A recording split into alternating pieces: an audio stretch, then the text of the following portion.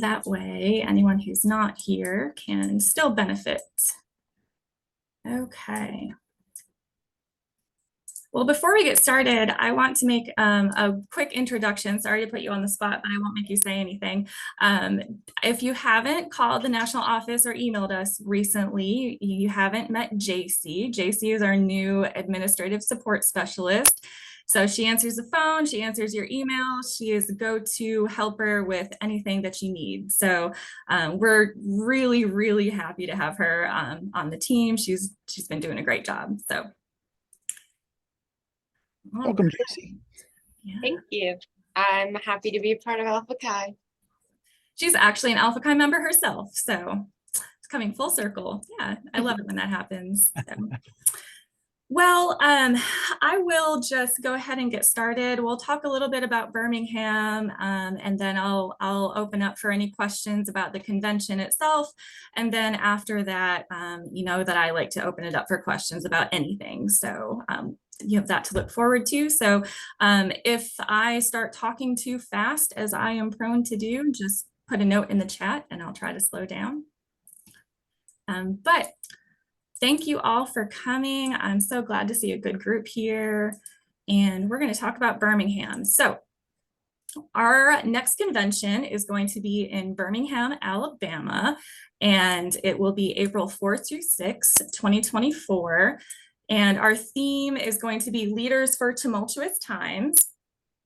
And we will be hosted by the Sheridan Birmingham at the Birmingham Jefferson Convention Center, and all of the convention events themselves will take place in the convention center. So it's a really neat space. It's nice and big and sprawling. There's plenty of room for all of our presentations and breakouts and all of those things. So you have that to look forward to. And I think, JC, can you put a link to the convention info packet in the chat? Everything I'm talking about today is listed in this packet, so don't feel like you have to write down everything that I say. It's all in that packet for you. And after this is over, I will send out a recording of this Zoom, and I'll also send out my slides so you can have those as well. So I try to give you as much information in as many ways as possible. So if you haven't been to a convention before, you might not know what to expect. Going to Birmingham, of course, it's a very important city to the civil rights movement in the United States. And our keynote speaker, Dr. T.K. Thorne, is actually a lifelong Birmingham resident. She's an author, and she will help us connect Birmingham's history to today, so delegates are empowered to affect change in their own lives when they go back to their home campuses and their homes. And then we're also very excited to have Dr. Zach Eimel. He's an alum of Westminster College in Missouri, and he is a University of Utah professor now, and he's the chief science officer for a company called Listen.io. It's a company that works with artificial intelligence in the mental health field. It's fascinating. His work with the company is just fascinating, and AI is a very timely topic, so I think students will really enjoy hearing from him. And then, of course, in addition to the speakers, we'll have everything that we normally have. We'll have student presentations, prizes, we'll announce our scholarships and different awards. There will be networking, roundtables, everything you've come to expect from an Alpha Chi conference. Talking a little bit more about member presentations. Any members who are interested in presenting at the convention, they just need to register their presentation with the national office. There is not there's not an approval or rejection process. If they register to present, then they are presenting on the program. We don't reject their presentations. We might have a question here or there, but they will need to register to present by January 31st, 2024. So pay attention to that. If you've been to a convention before, you will notice that that deadline is early this year. So normally our deadline is February 15th. We've bumped it up a little bit. That's going to help us put a good program together, place everybody on the program in a good place and all of that. So mark your calendars, let your students know that that deadline will be a little earlier this year. And one question I get a lot is, what do they need to tell us when they're registering their presentation. We don't need them to send us their fully finished presentation or anything like that. They just need to tell us their title, a brief description, and then just answer a few questions so that we can place them on the program. So sometimes they think they have to submit their whole PowerPoint or their whole presentation, and I know it's not ready by January 31st, so they don't have to worry about that.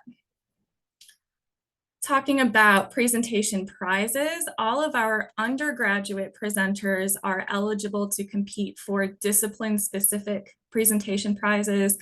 English, psychology, education, art, anything you can think of, we have a prize for. Graduate students will compete for one graduate student prize, and then the alumni members will also compete for one alumni prize, regardless of discipline. So any member can present, whether they're a current student or an alum, they are welcome to come present. We want them to come present. And I think last year in Albuquerque, we had more alums presenting on the program than we've ever had. So hopefully we can keep that going. Another type of presentation that we have at the convention is our collaborative research competition. This is one of my favorite parts of the convention. It's always a big highlight. And it's got a big prize. So if you have a team or if your chapter is thinking about participating in this competition, I encourage you to do it. It's a great opportunity. It's a great chance to work across disciplines and expand your horizons. And like I said, it's got a really good prize, and it's always one of my favorite parts of the convention. And we just got our first team declared today. So there's still time.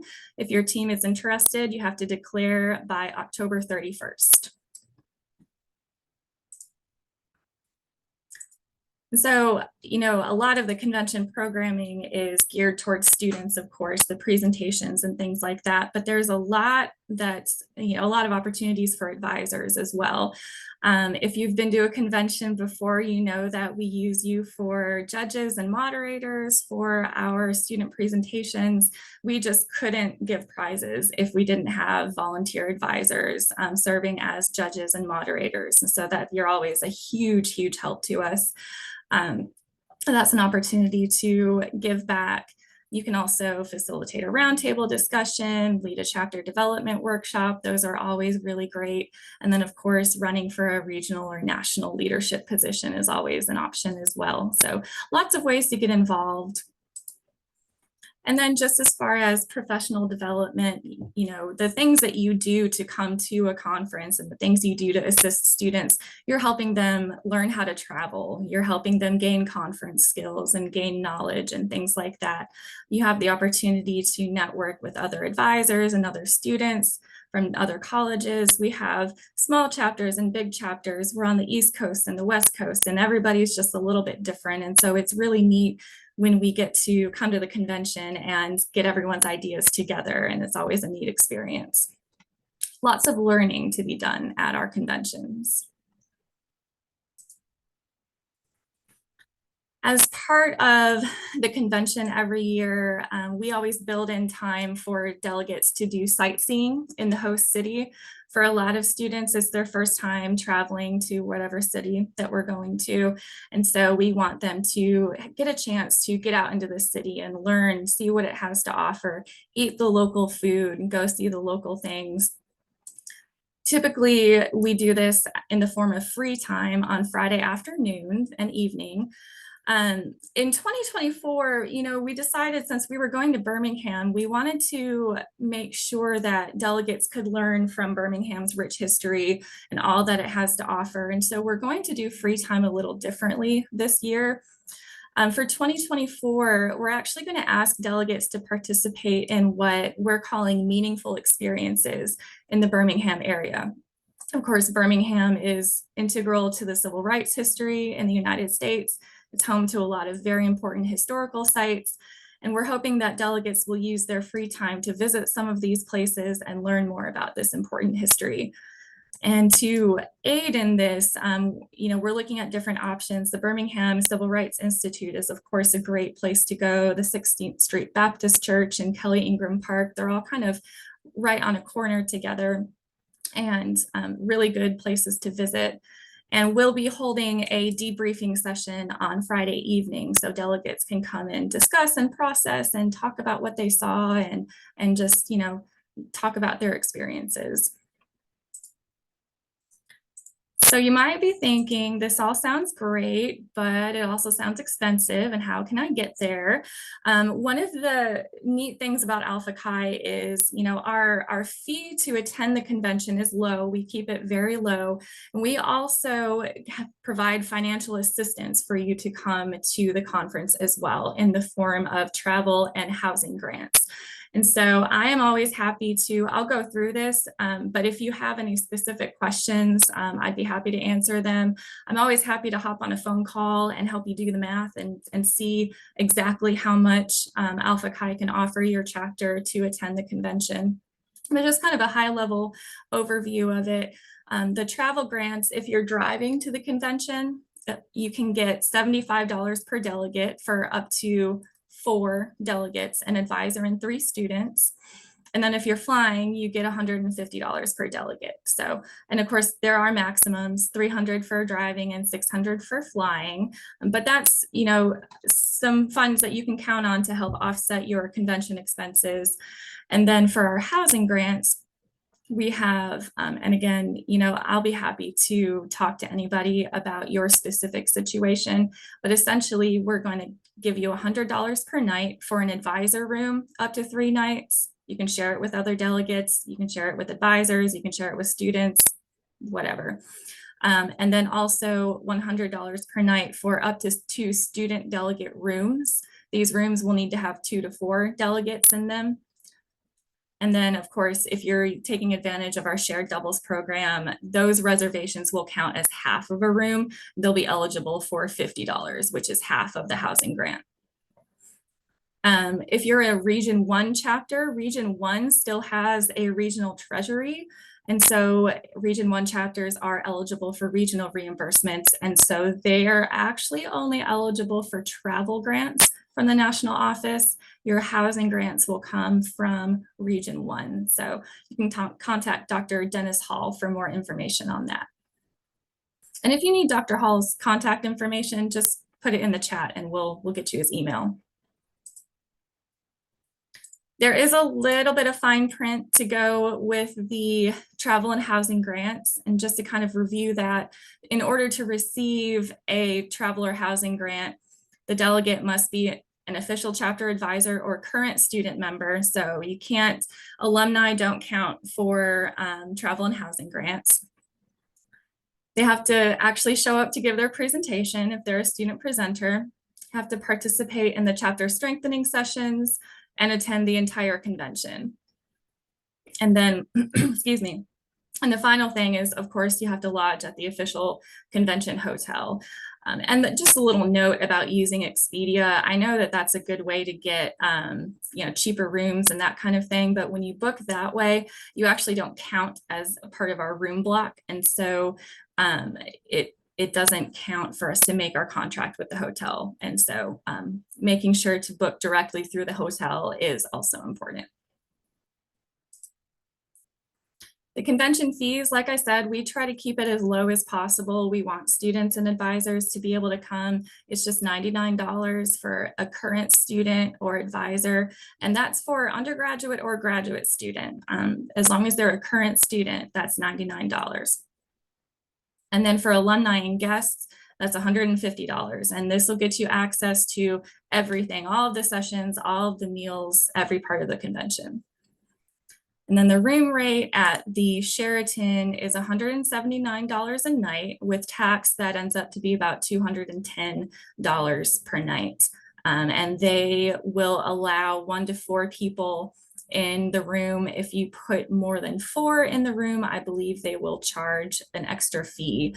So if that's something you're planning on doing, check with me. A lot of times I can talk to the hotel and get around some of those things. So if you're looking to put 5 people in a room, let me know and I'll see what I can do.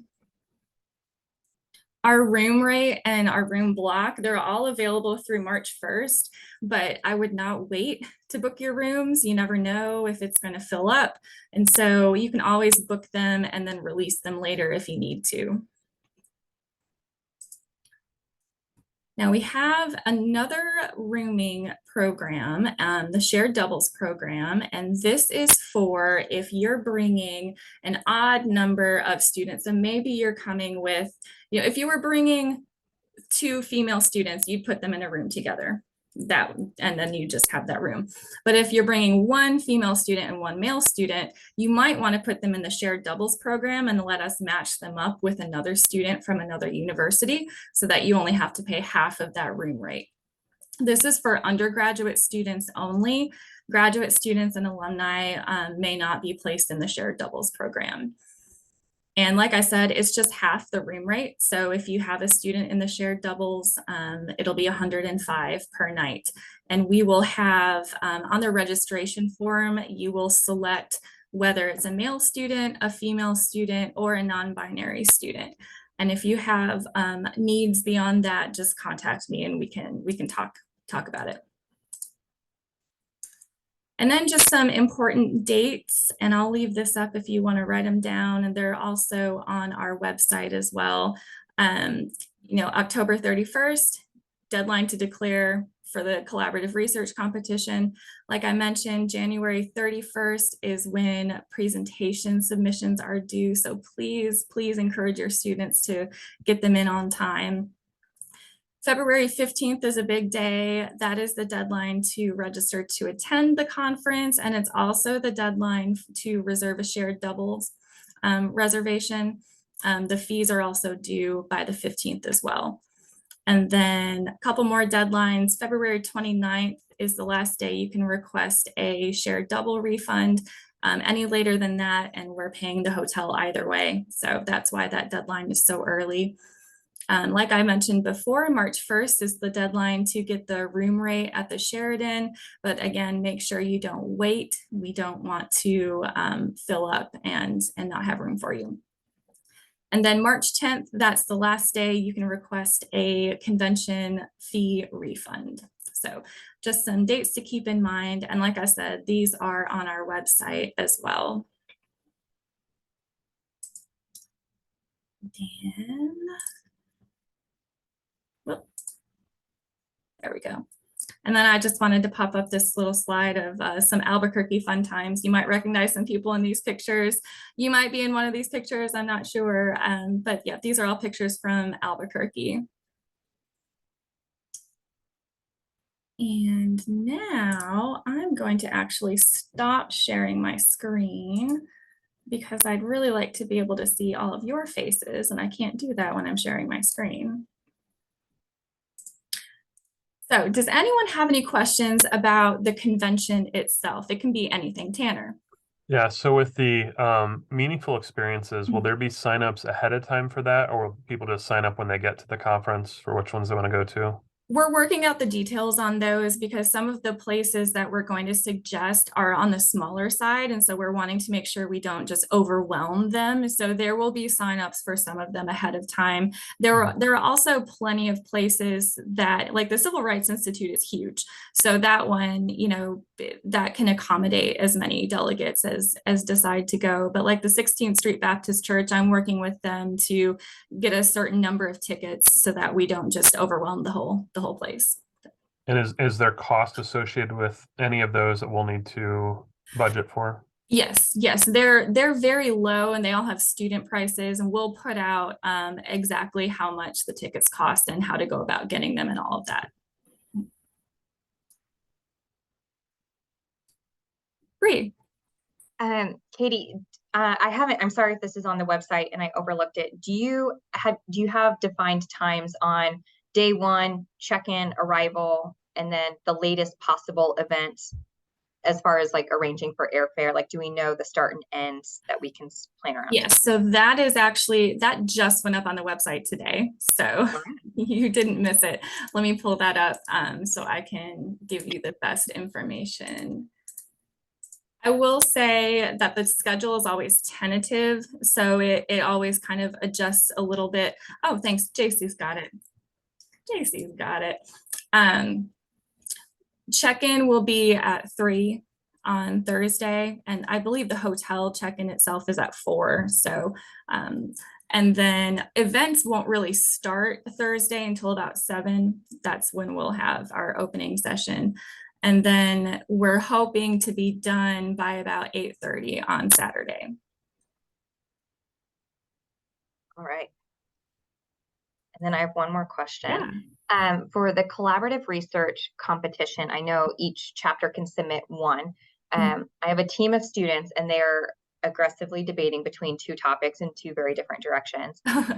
Are you guys open? Like if we send both your way, could you give, I don't know if you're allowed to give feedback on which one's a better fit based on other teams that are coming in and trying to avoid it? So I will say we've only had one declare so far. So I don't know that I would have much to compare it to, but let me talk with Laura about that. Why don't you send me an email and Okay. we'll chat about that. Okay, perfect. Thank you. Yeah, you're welcome. Does anyone else have any questions? One thing that's different this year from last year we did require COVID vaccinations for students to participate in the shared doubles program. We're not requiring that this year. We're going to ask, and for the purpose of pairing students up, you know, if we have some that are vaccinated, we'll pair them up together, and some that aren't, we'll pair them together. So we'll ask, but it's not a requirement this year like it was last year.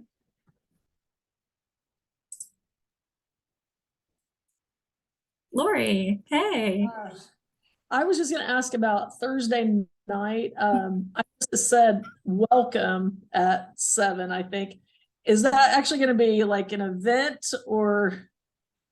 Yes.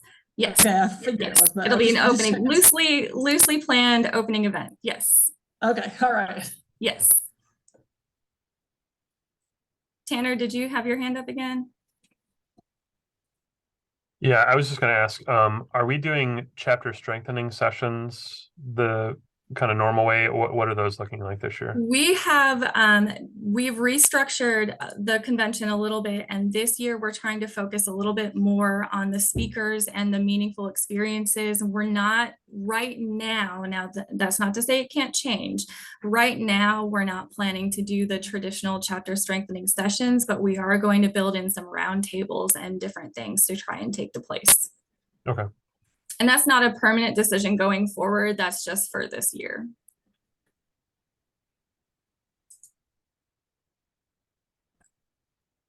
Yeah, I hope everyone will come. I hope you'll bring some students. It's always a great time. I was in Birmingham this summer to do a site visit, and the hotel's great. The whole space is great. I think you're really going to enjoy it. There's a lot nearby, lots of places to eat. There's a whole food hall a couple blocks away that'll be really good for your students. So, and like I said, lots of museums and good places to go visit and get some history. Any other convention questions?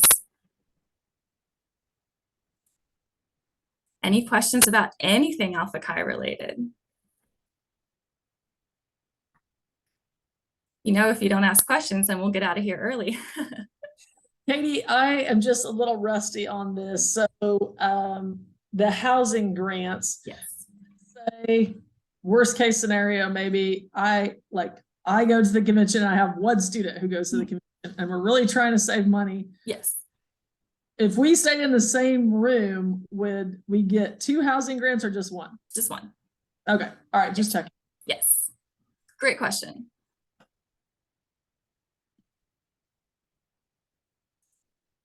Could I pick people's brains real quick? Please. Basically, one thing that eats at my soul is Carson Newman has never won the collaborative research project. I always have a hard time getting more than 2 students to do this. Do any of you guys have any tips for me on things you've done to get collaborative projects up and running for that competition?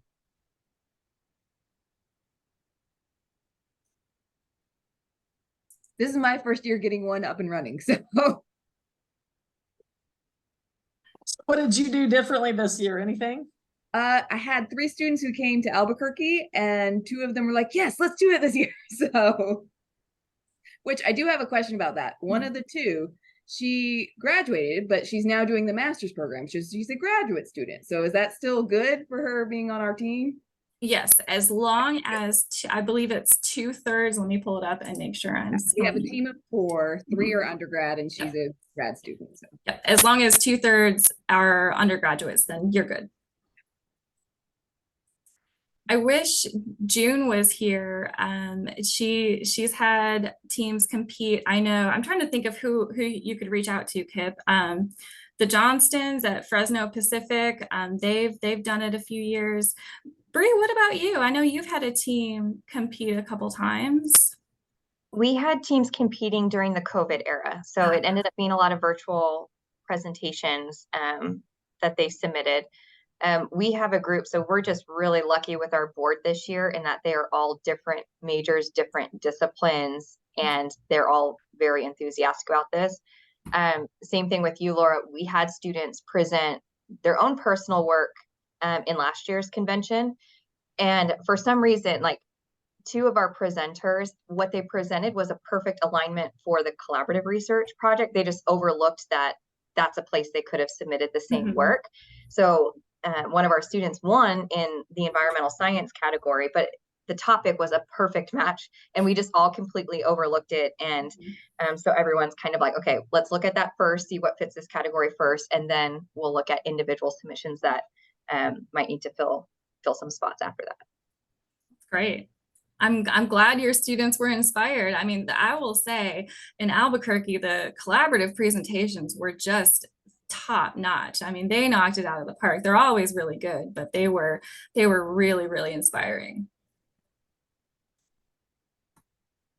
So Kip, it sounds like you're almost to a team. Yeah, every year we've always had 2 students who want to do it, and then we can't get a third to stick long enough to actually get a presentation together. And I mean, we've competed twice, but it's been several years since we actually had a good enough composition to get a legitimate team. Gotcha. You talk up the prize. It's a good prize, and if it's a small team, decent chance. Any other questions about anything Alpha Chi related? I'm not going to open it up to anything. I only have Alpha Chi answers. Did I see that the 25 convention is going to be virtual? Yes. Say a little more about that decision, or? So it was, in looking, I don't know, I see some advisors who have been here for, maybe long enough to remember this.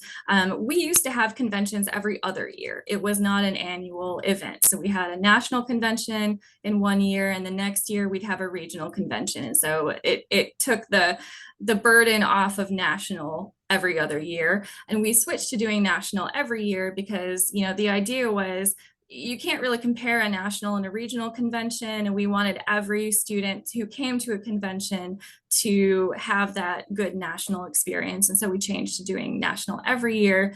And from a cost perspective, that's very expensive. And so the board made the decision to just for 25, not anything further, but just for 25 to kind of hit pause and do a virtual conference so that we could be a little responsible with our finances, but also still, give a good experience to the students. And I'm looking forward to doing it a second time and knowing what I'm doing this time around. It was definitely a challenge the first time. I think we were all learning as we went along. And so I'm looking forward to having some experience.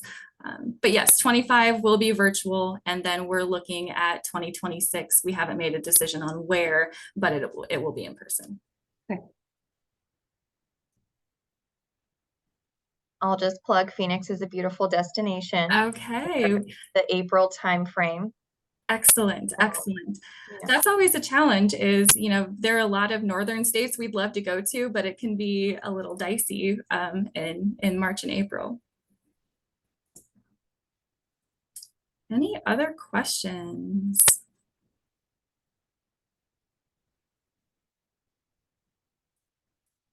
Seeing none, you all want to get out of class early today. I have, before we go, I'm going to let Dr. Wheeler plug an event that he's doing. And I also want to say that we have, if you were at the convention, we had a bunch of Mylar balloons, Alpha Chi balloons. We still have a bunch of those left. So if you would like some balloons, they're really nice. Just put in the chat about how many you'd like, and we'll send you some because they're just sitting in our office. Dr. Wheeler, do you want to tell us about Spooky Scholarship? Yeah, basically the chapter development committee is trying to get regions to kind of host virtual events. And so for a trial run, Region 3 is going to be sponsoring on October 30th. I think it's 7 p.m. East Coast time. We're going to invite Professor Wesley McMasters, who is a scholar of Gothic literature, to do a talk about the Gothic and horror literature in the 21st century. There is a link to it from the Alpha Chi website where you can apply, put in your information to a jot form, and you'll be given a Zoom link. I think the day before, is it the 20? Yes, on the 29th, they will send out that Zoom link to you. We'd love to have you show up. We'd love to have you advertise it to your students. No charge, just a free half hour or so of discussion of really scary literature, movies, and other Gothic elements. Perfect for the Halloween season. Wonderful. I'm excited. I'm really looking forward to it. And my husband and daughter may be lurking in the background as well. I told them about it and they're like, well, that sounds really cool. So, so yeah, I put a link to the registration form in the chat. So if anybody wants to join us for that, it's not on Halloween. So maybe you're free. And also, if you're thinking about running one of your own, we'd love to have some other volunteers. In my dream, it'd be like every other month or so, maybe one region could host one virtual event and get someone to come in and talk on a timely subject. And I've already got a person lined up for October of next year who researches Appalachian ghost stories, who could have Spooky Scholarship in 2024 as well. An annual event. I'm so excited to hear this. That's great. Well, if nobody has any questions, then we can go ahead and wrap up. Thank you all so much for coming. I am so happy every time I get to see your faces. Thanks for your great questions. And I hope I'll see everyone in Birmingham. Good Thank deal. you. Good deal. Have a great week. Have a great rest of your day. Thanks Thank for you, hosting. Katie.